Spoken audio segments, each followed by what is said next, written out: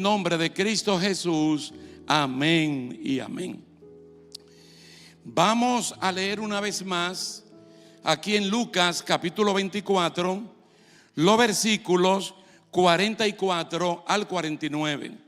Fíjese, hermano, que aquí mínimo leemos la palabra del Señor, de la cual se va a predicar 2 veces, y es con la intención de que la palabra se fije, se estampe en el interior de cada una de las personas que la puedan escuchar, y que incluso nos motiven a leer el capítulo completo esta tarde después de la cena, y así podemos saber mejor el contexto en el cual se escribió esto. Bueno, aquí estamos en vivo, hermano, en tiempo real. Le voy a pedir al hermano Esaú, si él puede apagarlo, ya está bien. Aquí tenemos calefacción aquí arriba y él lo puede apagar. Gloria a Dios. En lo que nosotros vamos con la lectura. Lucas capítulo 24, verso 44 dice: y les dijo: estas son las palabras que os hablé estando aún con ustedes, que era necesario que se cumpliesen todo lo que está escrito de mí en la ley de Moisés, en los profetas y en los salmos. ¿Dónde? En los salmos, nada más. ¿Y dónde más? La ley de Moisés, los profetas y los salmos. Fíjese que Cristo, lo mismo que dijo el domingo pasado en el mensaje Quédate con nosotros, que se lo dijo solo a 2 personas, a Cleofas y al otro discípulo, aquí lo está repitiendo. La Biblia del momento es lo que en el día de hoy conocemos como Antiguo Testamento. Esa palabra no existía. Se le llamaban las Escrituras, la Biblia, y tenía 3 divisiones. ¿Cuáles eran? La ley de Moisés. ¿Cuántos libros?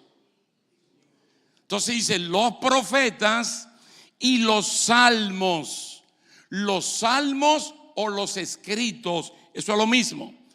Entonces les abrió el entendimiento para que comprendiesen las escrituras, la Biblia del momento.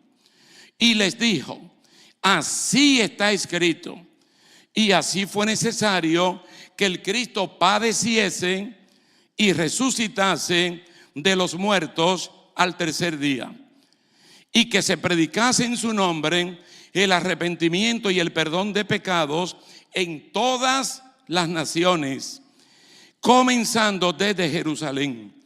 Y ustedes son testigos de estas cosas. He aquí, yo enviaré la promesa de mi Padre sobre ustedes, pero quédense ustedes en la ciudad de Jerusalén hasta que sean investidos con poder desde lo alto. Gloria a Dios.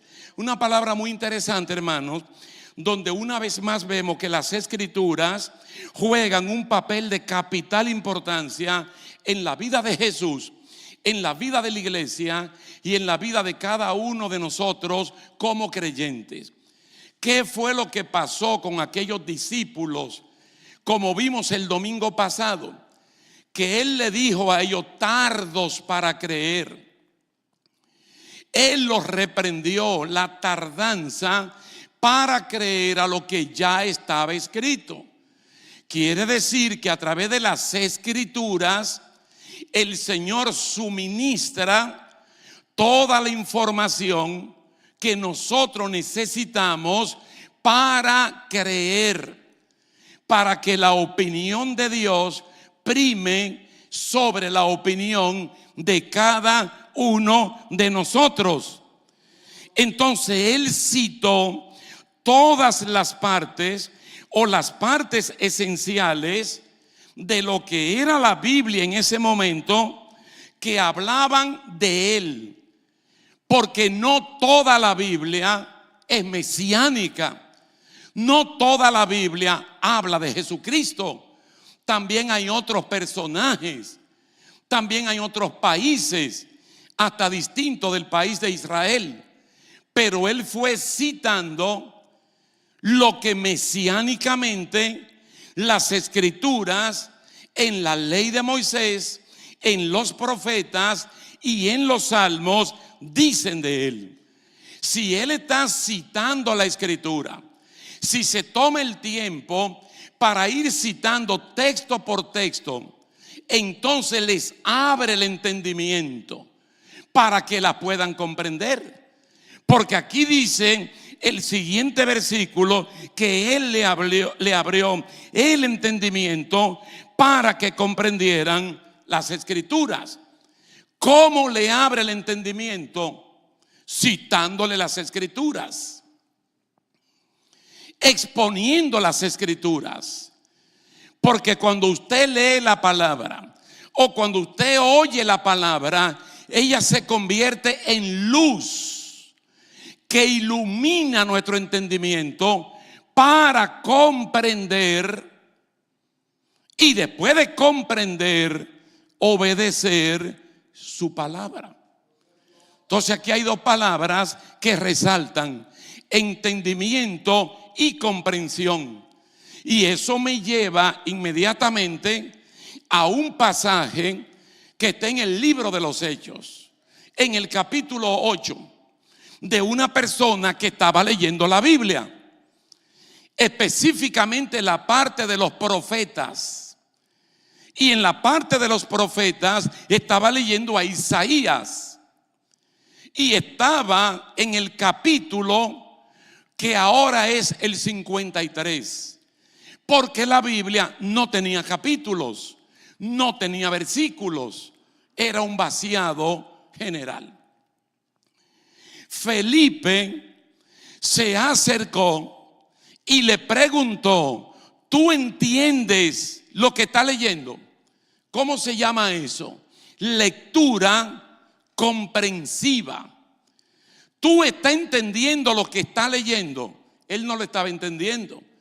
Y él dijo: ¿cómo lo voy a entender si alguien no me lo explica?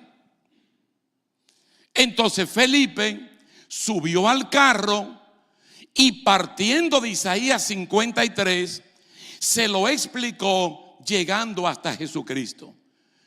Cuando el hombre vio agua, él dijo: aquí hay agua. Si yo me quiero bautizar, ¿qué lo impide? Felipe le dijo: si tú crees de todo corazón, bien puedes. Y este hombre contestó: yo creo que Jesús es el Hijo de Dios. ¿Entendió o no entendió? ¿Comprendió o no comprendió? Pero alguien se lo explicó. ¿Qué hace Jesús en el aposento alto después que regresa de Emaús y aprovecha que están todos juntos? Cita las escrituras, pero no solamente la cita, sino que la explica. ¿Para qué? Para que entiendan. Cuando la persona entiende, entonces puede comprender. Dice: le abrió el entendimiento para que comprendiesen las sagradas escrituras. Bueno, esto puede ser una coincidencia, pero es bueno para que no se nos olvide. Yo le cité a Hechos 8. Hechos 8. Ahí está el eunuco y Felipe. Pero en Nehemías 8, para que no se olviden, allí está la lectura de la palabra del Señor completa. O vamos a decir la ley. El eunuco estaba leyendo los profetas. Ahora Esdras, en el libro de Nehemías, están leyendo la ley. ¿Cuál es la ley? Génesis, Éxodo, Levítico, Números, Deuteronomio. 5 libros que en ese momento era uno solo, Pentateuco. Y lo hacían en intervalo de 6 horas leyendo la palabra. Pero allí dicen que leían en el libro de la ley de Dios claramente y ponían el sentido de modo que entendiesen la lectura. Porque eso es lo que uno quiere como predicador. Que el 100% de las personas que están aquí o los que nos están escuchando vía las redes sociales entiendan. Que no vengan a perder su tiempo. Que no vengan para decir yo fui, pero que en la noche ya no saben ni siquiera dónde se leyó. Porque la palabra no se asentó. Y la palabra dice en el libro de Santiago que la palabra implantada es la que entonces gobierna nuestras vidas. Pero si no dejamos que la palabra se plante, nunca entendemos ni el propósito de Dios conmigo, ni el propósito de Dios con la iglesia, ni su propósito general. Entonces aquí vemos que las Sagradas Escrituras se convierten en algo central en la vida de él. Ahora ustedes lo van a leer de nuevo, porque yo creo que lo van a leer de nuevo. Cuando él está hablando con la totalidad de sus discípulos y está citando la Biblia del momento, lo que hoy conocemos como Antiguo Testamento,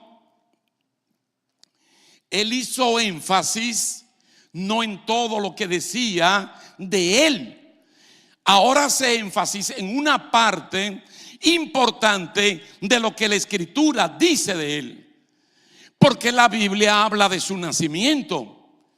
La Biblia habla del lugar donde tenía que nacer. La Biblia habla de su dedicación, su presentación. Habla de su bautismo. Mas sin embargo, Jesucristo está haciendo el énfasis en su padecimiento, en su muerte y en su resurrección. Ustedes lo pueden leer, hermanos. Él no habló de su mamá, él no habló de su papá, él no habló de sus hermanos, él no habló de Belén, él no habló de Nazaret. Él no habló de eso, él habló de sus padecimientos, de su muerte y de su resurrección. Porque ¿dónde era que los discípulos tenían el problema? En que el Mesías no podía padecer. Y ellos estaban bloqueados de que si no es así, pues no es así. Yo le he dado mi opinión de Juan el Bautista, preso en la cárcel, y la mantengo mi opinión y se la voy a decir. Se la voy a decir. Juan el Bautista, según el Evangelio de Juan, su tocayo, mínimo 2 veces vio a Jesús y dijo: he ahí el Cordero de Dios que quita el pecado del mundo. Cuando él dice el Cordero de Dios, está diciendo el Mesías de Dios, el Cristo de Dios. Y en un momento le preguntaron que si él era el Cristo, y él dijo: no, soy el vocero de uno que viene detrás de mí, pero que es primero que yo. Tan grande que yo no puedo, inclinado, desatar la correa de su calzado. Yo bautizo en agua, él lo hará en Espíritu Santo y fuego. Ahora Juan está preso y dice que Juan oye lo que Cristo está haciendo. Toma 2 discípulos y le manda a preguntar a Jesús. Oiga la pregunta: ¿eres tú el que ha de venir o hay que esperar a otros? Pero fue él mismo que dijo 2 veces el Cordero de Dios. Ahora él pregunta: ¿eres tú o hay que esperar a otro? La gente puede dar la opinión que quieran. Usted lo puede buscar en la Biblia, lo lee y puede dar su opinión. Pero yo sigo creyendo que Juan el Bautista, sacerdote por herencia, profeta porque Dios lo escogió, hijo de Zacarías, de Elizabeth, también tenía su propia opinión. de qué era lo que el Mesías tenía que hacer. Él dice, Él es el Mesías, pero lo que el Mesías tiene que hacer es político.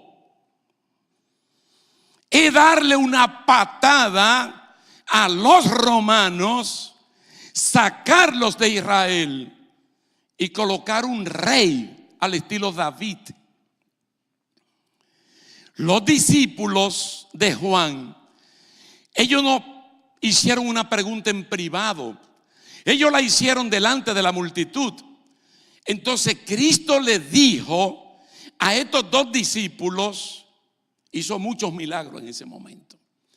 Le dijo, díganle a Juan lo que ustedes están viendo. Díganle a Juan que a los pobres he predicado el evangelio.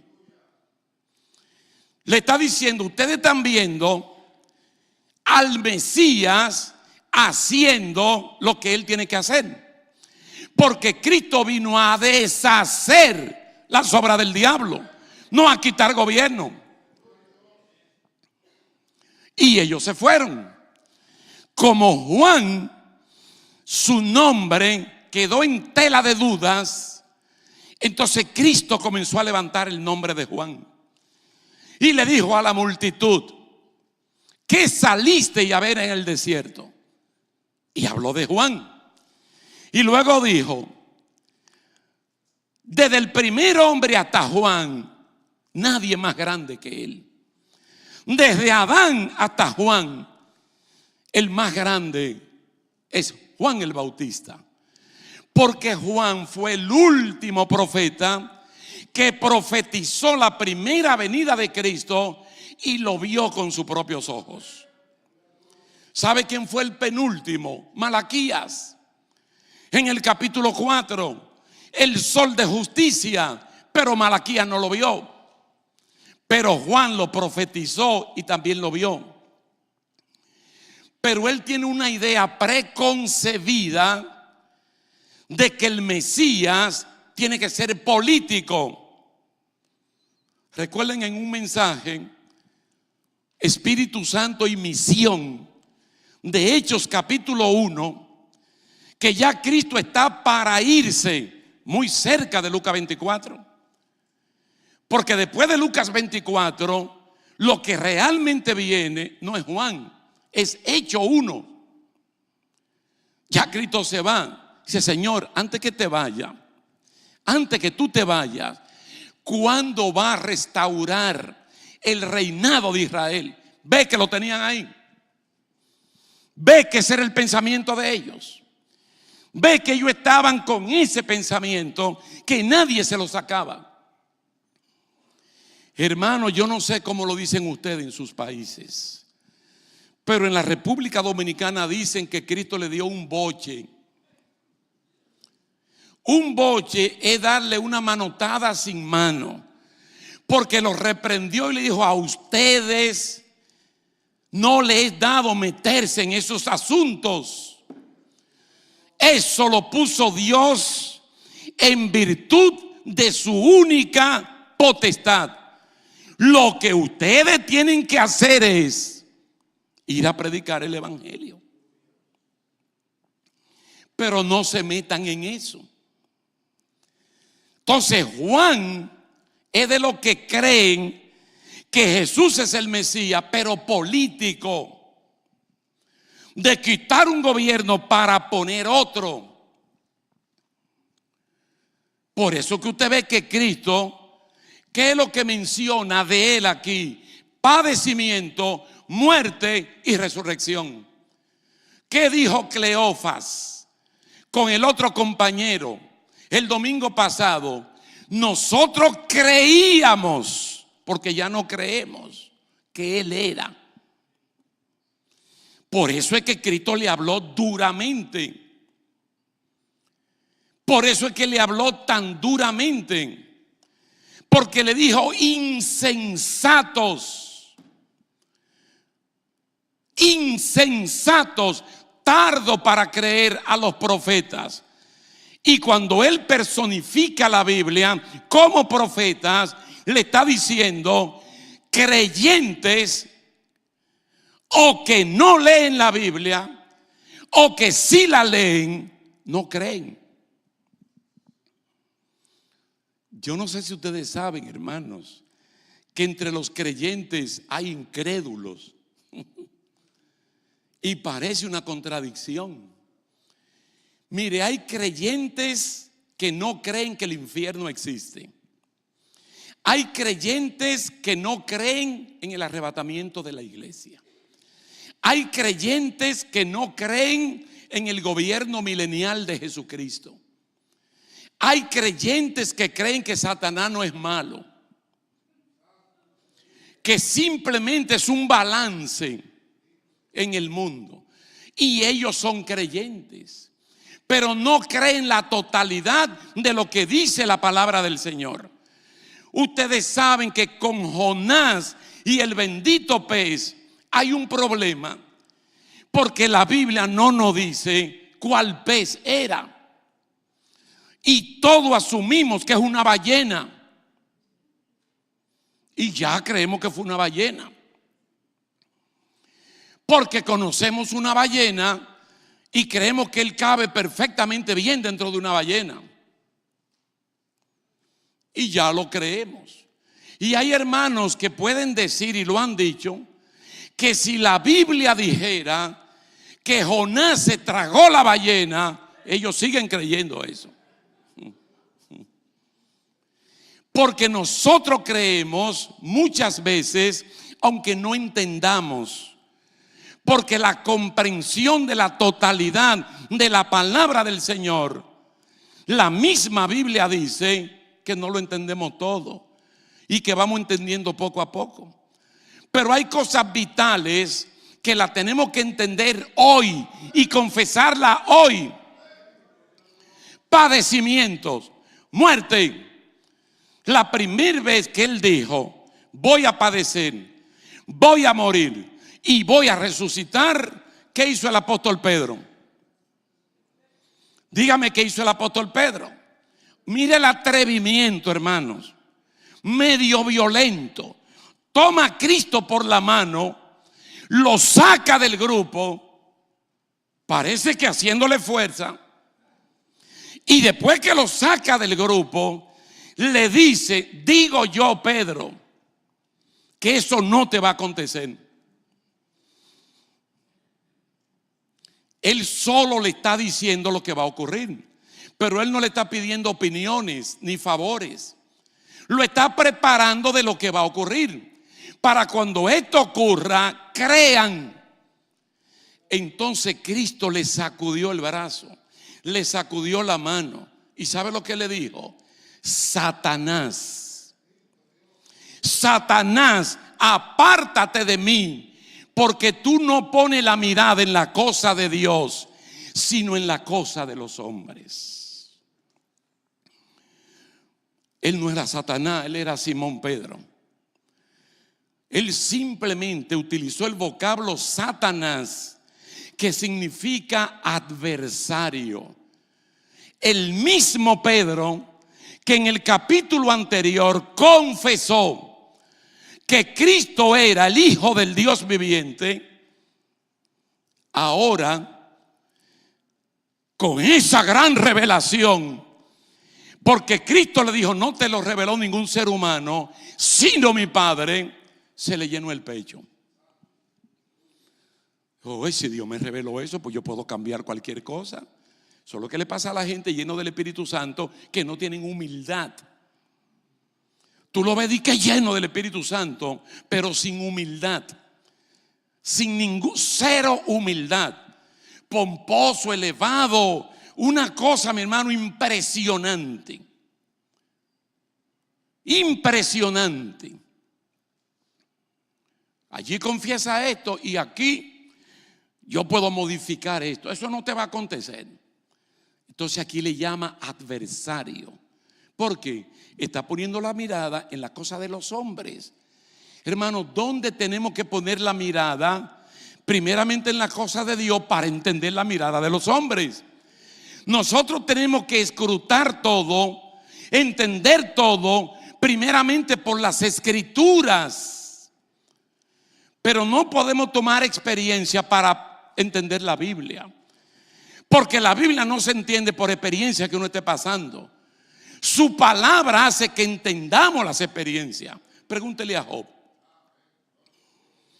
Yo no sé si usted sabe de memoria las 4 características de la vida espiritual de Job. Antes de hablar de los millones que tenía, primero dice de su riqueza espiritual: temeroso, perfecto, apartado de pecado. ¿Y qué más? 4, no me recuerdo ahora. Tú sabes lo cerca que ese hombre estaba de Dios, apartado de pecado, y lo probó, hermanos. Él dijo: el corazón mío nunca se fue detrás de lo que mis ojos veían. Apartado, temeroso, un hombre, usted lo puede buscar ahí en Job 1, 2 creo. Perfecto, funcional, perfecto, cabal, solo Dios. Moralmente, hermano, completo. ¿Sabe lo que dijo al final? Cuando él entendió la experiencia por la cual había pasado: de oídas te había oído, de oídas te había oído, pero ahora, fruto de la experiencia, mis ojos te ven. Porque él pudo entender su proceso mediante lo que ya estaba escrito. Pero cuando él habló de la muerte, el primero que se opone es el apóstol Pedro. Pero él habló de resurrección. Él habló de resurrección. Quiera Dios que un capítulo tan formidable como Lucas 24, ustedes lo puedan leer completito en el seno de su familia después de la cena. Hermano, todavía él le está hablando. Todavía le está hablando con la experiencia de Maús, con la experiencia de Pedro, con la experiencia de María Magdalena, y no creían. ¿Tú sabes lo que él le dijo? Ustedes no tienen algo de comer por ahí. Y le buscaron un pedazo de pescado, y delante de ellos se lo está comiendo. Y ahí mismo le dice: pero miren que soy yo, miren las heridas en mis manos. El doctor Lucas ayuda un poco y dice: de gozo. Estaban tan contentos, dice, que no creían. Porque ¿cuál era el problema de ellos? La resurrección, hermanos. La resurrección. Cuando María Magdalena, que fue la primera persona en ver al Cristo resucitado, tuvo el encuentro con Cristo en la tumba de José de Arimatea, ella va con las compañeras, porque está un poquito afuera. El sepulcro, la casa de José de Arimatea, está un poquito afuera de Jerusalén. Cuando ella va al aposento alto, no le creyeron. Y sale Pedro y Juan. Juan llegó primero, metió la cabeza, y la manera como vio la ropa que Jesús tenía, digo: este no está robado ni perdido. Me huele a resurrección. Pedro entró y miró todo y vio cómo estaba todo ubicado, de tal manera que Cristo tuvo que haber resucitado. Sale a decírselo. Por allá los 2 discípulos de Maús se encuentran todos, y todavía la duda está flotando en la mente, en el corazón. ¿Por qué? Porque ellos creían que el Mesías no podía padecer, morir, mucho menos resucitar de esa manera.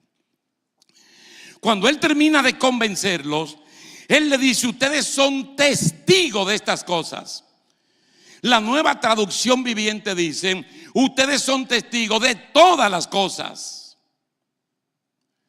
Entonces son testigos privilegiados. Tienen toda la información, tienen el paquete completo para poder salir de allí, predicar el evangelio conscientemente de que Cristo es el Salvador del mundo. Por eso la encomienda aquí es ¿cuál? De que en su nombre sea predicado arrepentimiento y perdón de pecados en el mundo entero. Y ustedes son mis testigos. Ustedes son los que tienen que ir y predicar, porque ustedes están plenamente convencidos Primero, de las Escrituras. Y segundo, de que yo soy el Salvador del mundo. Ustedes son esos testigos. No solo testigos de todos los eventos que rodearon el trabajo de Jesús, sino testigos de la misma comisión de difundir el evangelio por todas partes. Él le está diciendo: ustedes son responsables de aquí en adelante de predicar el evangelio. Y el evangelio se predica por testimonio, porque ellos son testigos. Y testigo y testimonio tienen la misma raíz. Y habló de otro ingrediente: el Espíritu Santo. Dice: quédense tranquilos hasta que sean investidos de poder de lo alto y entonces salgan a hacer lo que tienen que hacer. Amados hermanos, el día de Pentecostés, cuando la gente estaba confundida, cuando la gente estaba dividida, cuando mucha gente no sabía lo que había ocurrido, dice que el apóstol Pedro con los 11 apóstoles más, porque ya Matías estaba con el grupo, dice: nosotros somos testigos de su resurrección. Nosotros somos testigos de lo que aquí está pasando. Y de ahí salieron a predicar el evangelio. Ahora, ¿quiénes son los testigos privilegiados del Señor en el siglo XXI? No mire para los lados, ni atrás ni adelante, que es usted mismo el testigo.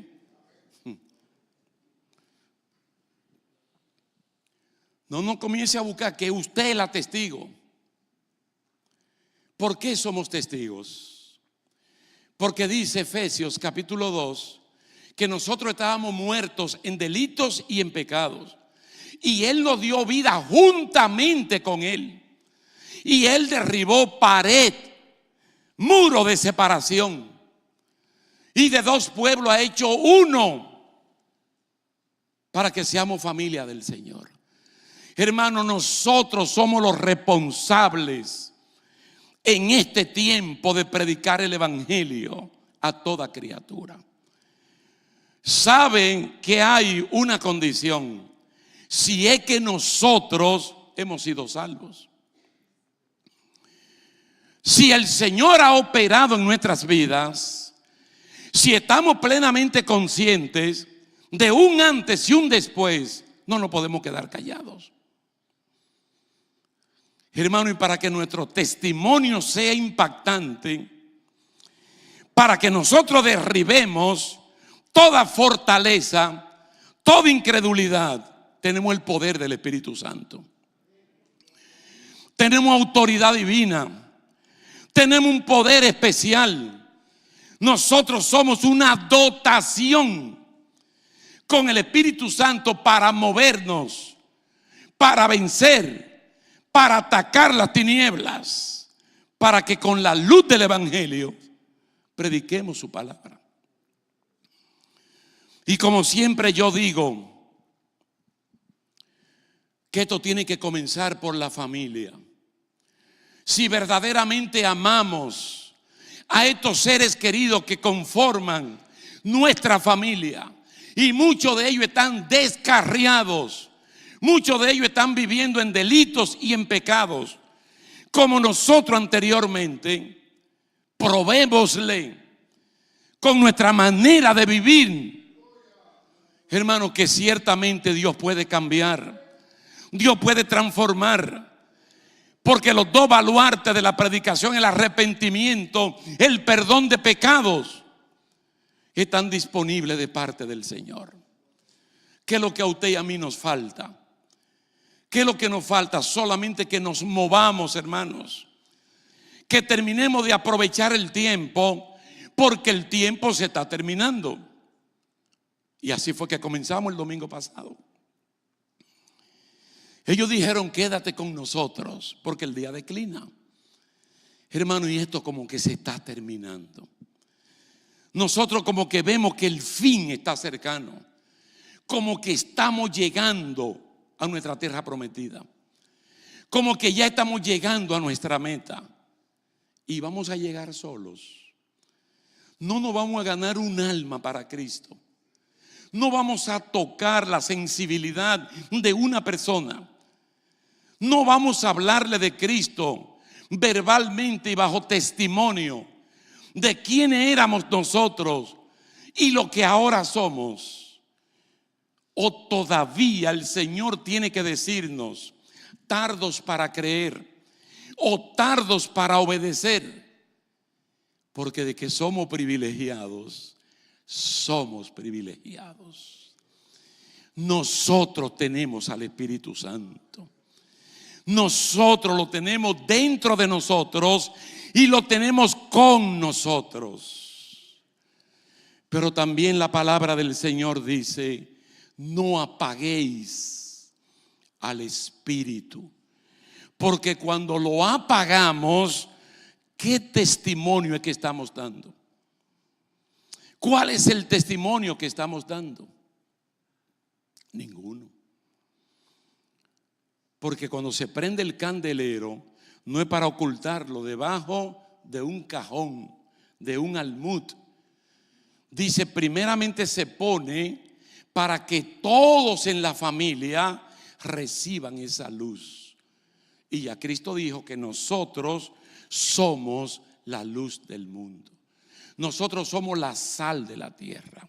En otras palabras, la esperanza del mundo es la iglesia. Pero si esta sal se torna insípida, ¿cuál es la esperanza de la tierra? Dice, ¿con qué será salada la tierra? Que Dios nos ayude, hermanos, a aprovechar todos los recursos que tenemos, a leer su palabra, a entender su palabra, a comprender su palabra y apropiarnos de la primera bienaventuranza de Apocalipsis, capítulo 1, verso 3. Bienaventurados los que leen, bienaventurados los que oyen, bienaventurados los que ponen en práctica la palabra del Señor, porque el fin está cerca. Vamos a inclinar el rostro. Si hay alguna persona que quiera reconciliarse con el Señor, entregarle su vida a Cristo, aceptar lo que el Espíritu Santo ha estado haciendo en su vida, convenciéndote, levanta tu mano, da un paso al frente. Ven y entrégale públicamente tu vida al Señor. Recuérdate que la salvación es completamente personal, es individual. Una persona salva puede ser el camino, la vía por la cual se salve toda su familia, pero tiene que ver contigo particularmente. Entrégale tu vida a Cristo. Sálvate de esta perversa generación. Aprovecha que estamos en el tiempo de la gracia, el tiempo de la bendición, el tiempo de la oportunidad. Todo aquel que invoque el nombre del Señor será salvo. ¿No quiere invocarlo en este momento? Te ayudamos. Podemos orar contigo. Oh, bendito sea tu nombre, Señor. Gracias te damos, Señor, que en todo usted nos va probando. Quédense en Jerusalén. Ellos no eran de Jerusalén, ellos eran de Galilea. Quédense ahí hasta que sean investidos con poder de lo alto. Y ellos se quedaron. Señor, es tu palabra que nos está mandando a reconciliarnos contigo, a arrepentirnos si no hemos nacido de nuevo, a poner nuestras vidas en tus manos, como dijo Daniel en Daniel 2. El Dios en cuya mano está tu vida, tú no quieres honrar. Oh Señor, gracias te damos. Gracias por este tiempo, Señor.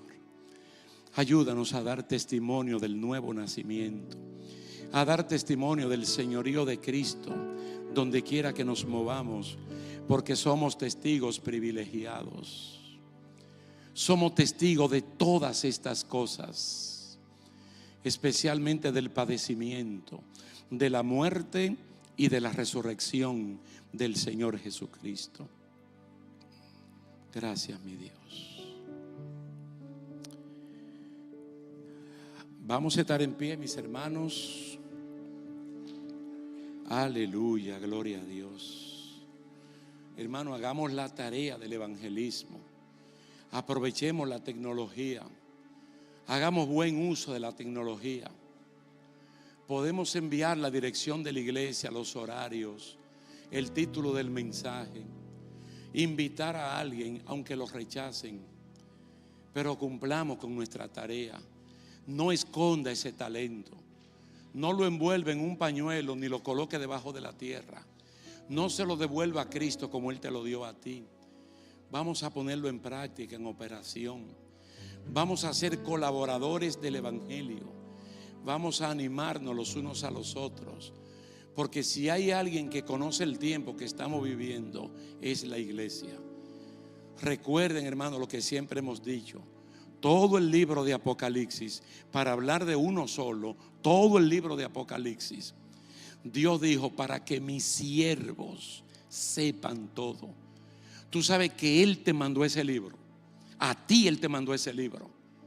Y mira por donde pasó ese libro, las manos. Y lo último que dice Apocalipsis: estas palabras son fieles, son verdaderas, porque Juan no la alteró, Juan no le quitó. Dice: para que mis siervos sepan las cosas que pronto van a ocurrir. Y no vamos a hacer nada, hermanos. No vamos a hacer nada. Noé salió a predicar y nadie respondía. Le dijo: a lo menos mi familia la voy a salvar. A lo menos mi familia la voy a meter aquí. Lo voy a comprometer en la construcción. Lo voy a involucrar. A lo menos. Usted sabe la cantidad de gente que había. Y según la genealogía de Génesis 5, familiares cercanos de Noé, familiares cercanos de la esposa de Noé, no entraron porque no creyeron. Pero él dijo: aunque sea mi familia, ellos van a entrar. Y como el temor a Dios es el principio de la sabiduría, ¿qué no será el resto, hermanos? Buen Dios y Padre Celestial, gracias te damos. Señor, a veces estamos como Esdras, que hasta vergüenza nos da, no de pedir ayuda al rey, sino hasta de hablar contigo mismo, para que nos dé una manito y podamos cumplir con la gran comisión. Esto es individual, esto es personal. Cada quien tiene que predicar tu palabra, predicarla por testimonio, Señor. Dios mío, oramos para que tu Santo Espíritu ponga alguna inquietud, que traiga el nombre de alguien a la mente, al corazón, y que comencemos a preocuparnos como se preocupó aquel pastor que perdió una oveja, como se preocupó aquella mujer que perdió una moneda, como se preocupó aquel papá que vio a su hijo irse a otra provincia. Ayúdanos, Señor, a cumplir con el gran mandato de predicar tu palabra, con el gran mandato, Señor, de amarnos los unos a los otros. La gran comisión, el gran mandamiento, junto con el sermón del monte. Ayuda a cada miembro de la iglesia Emmanuel a multiplicarnos, a no ser ovejas estériles, a multiplicarnos, Señor, a lo menos ganar una persona para Cristo, porque somos testigos privilegiados. Ya lo tenemos todo. Hemos sido lavados con tu palabra, hemos sido lavados con la sangre de Cristo, hemos sido vestidos, hemos sido ungidos. Solo nos falta ministrar salvación a aquellos que no lo tienen, anunciar el arrepentimiento, el perdón de pecados en todas las naciones. Gracias te damos, Señor, en el nombre de Jesús. Nombre sobre todo nombre. Gracias, Señor. Gracias, mi Dios. Al despedirnos de este lugar, Señor, nunca de tu presencia, mira, Señor, lo que retornamos a nuestros hogares, lo que han de comer en otras partes en compañía. Oramos desde aquí por los alimentos. Con acción de gracias hemos de acercarnos, porque solo el creyente da gracias.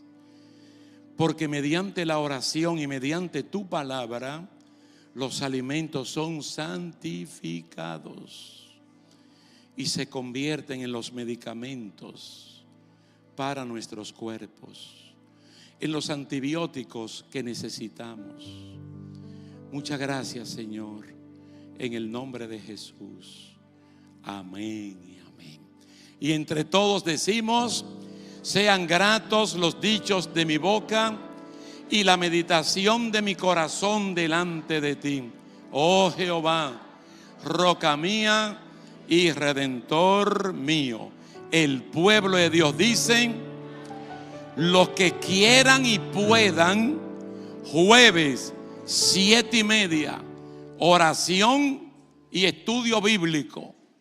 Y estamos en Zacarías capítulo 11.